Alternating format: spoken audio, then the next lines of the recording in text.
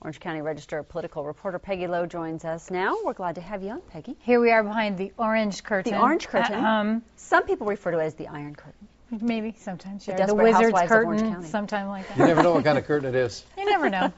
All right, let's talk about the sheriff.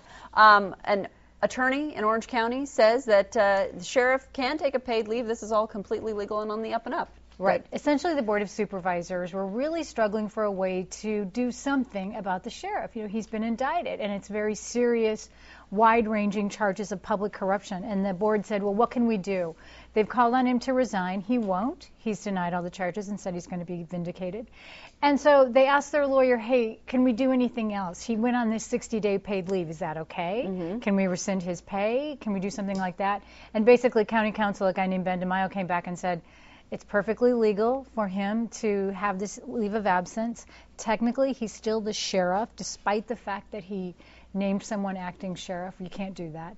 And he can get paid, and they can't really take away his pay. So by not being able to name someone acting sheriff, what are the repercussions of that with Joanne? Well, they still said that the undersheriff gets to be the acting sheriff per se, meaning Sheriff Carona gets to delegate his authority to his undersheriff. So she has all the powers of sheriff. She just can't be called acting sheriff, which is what he called her when he made this announcement about the 60-day leave. Okay. Peggy, what do you have? There's so many people that make comment about he ought to be out of office, he ought to resign, whatever, and that's why there's a recall process. Why is this not begin to heat up?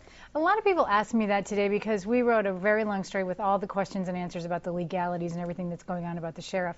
First of all, a recall would take over 150,000 signatures by registered voters. It would have to be the initiative process, okay? And that would cost at least $300,000 or more. It would take a leader, and so far no one stepped up to do that. Mm-hmm. So basically voters would have to put it on. Now, John Morlock, though, was interested yesterday and had Ben DeMaio research whether or not the board could place a recall on the ballot. So that'll be the next thing that's going to be investigated, whether they could perhaps change the law to allow soups to put something on the ballot, like a recall.